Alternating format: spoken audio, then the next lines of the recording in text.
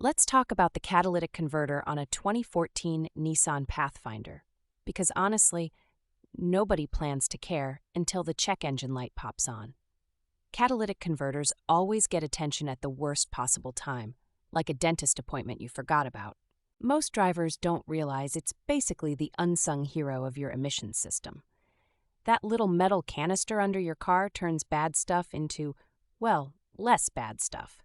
They're not flashy, but if you drive a Pathfinder, it can literally save you hundreds in fines or failed emissions tests. A failing catalytic converter on a Nissan Pathfinder is not subtle. Suddenly you're getting weird rattling noises, a drop in power, or a rotten egg sulfur smell that will make you swear something died in your vents. The worst is the sudden dip in fuel economy, even 10 to 15% worse.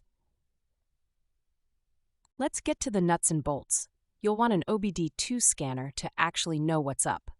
Plug it under the dash and check if you're getting the classic P0420 code.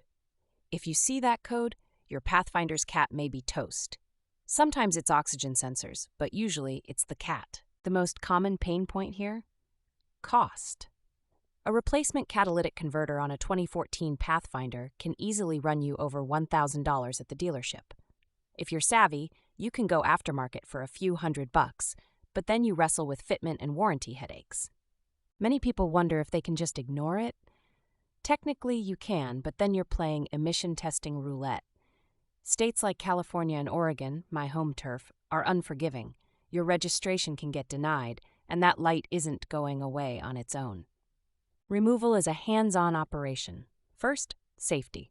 Get your car jacked up securely. I've heard too many stories of people trying to balance everything on two scrawny jacks, and let's just say gravity is undefeated. Even if you're a pro, don't ever trust a single jack. The catalytic converter is usually tucked just after the exhaust manifold on these Pathfinders. You'll need a breaker bar because Nissan loves their rusted bolts. Soak everything with penetrating oil, wait a few hours, and then, with a lot of persuasion, crank those bolts out. Here's a pro tip. Take a million photos on your phone as you go. You think you'll remember where everything goes until you're staring at a pile of metal bits and feeling lost. That'll save you at least an hour of puzzle solving and maybe a few choice words. When shopping for replacements, always check the California Air Resources Board CARB compliance label, even if you don't live in California. It's a weird flex, but a CARB-rated cat actually performs better and might last longer, plus it's required in more states every year. Swapping the unit? Bolt in the new converter, checking every gasket and clamp for tightness. One tiny leak, and the whole system gets wild with new codes. Trust me, go slow and torque everything down like your peace of mind depends on it, because it does. Final step.